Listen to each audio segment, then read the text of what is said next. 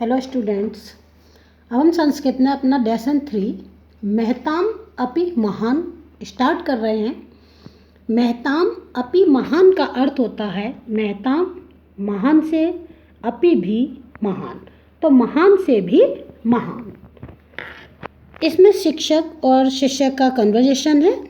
शिक्षक कह रहे हैं, छात्रः किम यूयं जानीत महाराजा रणजीत सिंह नेत्रेण काणः आसीत्। छात्रों, क्या तुम सब जानते हो महाराजा रणजीत सिंह आँख से काड़ा था।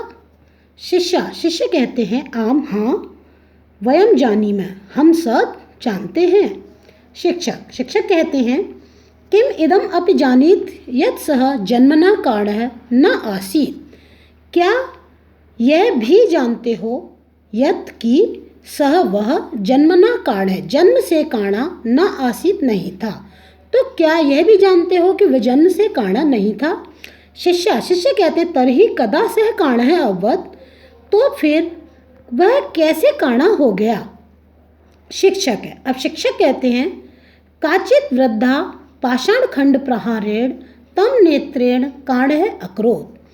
काचित किसी वृद्धा मतलब बूढ़ी औरत ने पाषाण खंड पत्थर के टुकड़े से प्रहार करके उसको आँख से काणा कर दिया। शिष्य, किम वदति भवान धिक् ताम वृद्धाम। आप क्या कहते हो।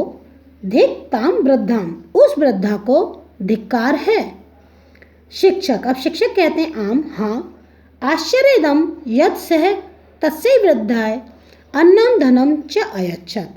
हाँ, और आश्चर्य की बात तो यह है कि वह उस वृद्धा को अन्न और धन भी देते थे, या उन्होंने उस वृद्धा को अन्न और धन दिया। अब शिष्य पूछते हैं, किमर्थम सः एवं अकरोत्, उन्होंने ऐसा किस लिए किया।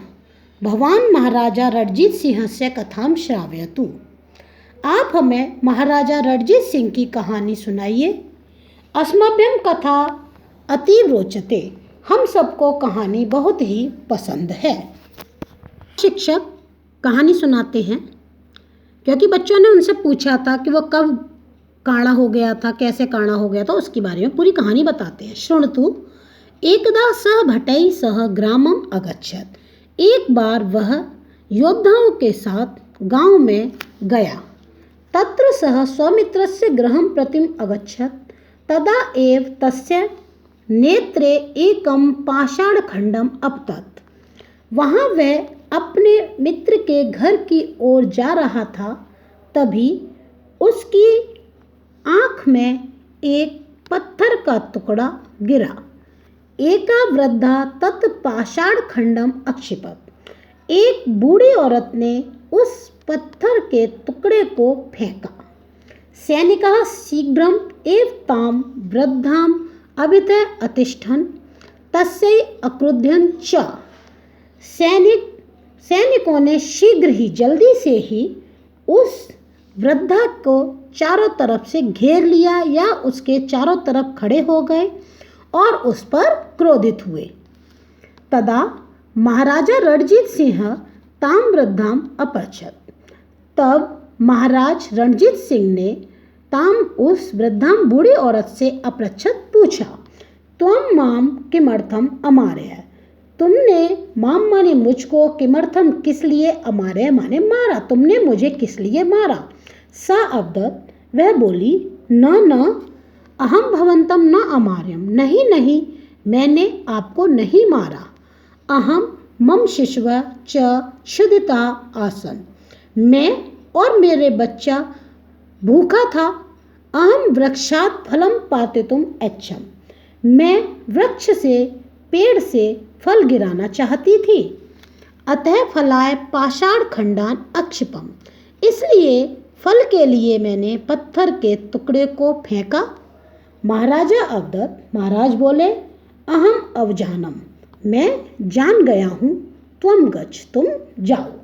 भटेभ्यः च आदेशम अयच्छत् यत् तस्यै वृद्धाय पर्याप्तम अन्नम धनम च यच्छेत्।